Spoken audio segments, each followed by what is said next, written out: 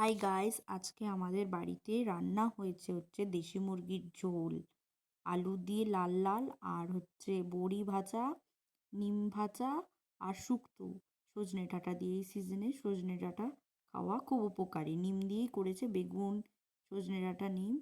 এরপরে আমি ভাত নিয়েছি, একটু মাংসের ঝোলটা দিয়ে আলু দিয়ে খেতে এত সুন্দর লাগছিল, কি বলে বোঝাবো আপনাদের।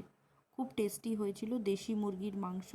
এটা খেলে কোনো প্রবলেম হবে না, যতটা ব্রয়লার খেলে প্রবলেম আছে, কিন্তু দেশি মুরগি খেলে খুব ভালো, খুব উপকার এই মাংস খেলে। খুব টেস্টিও ছিল। Thank you. Subscribe to my channel.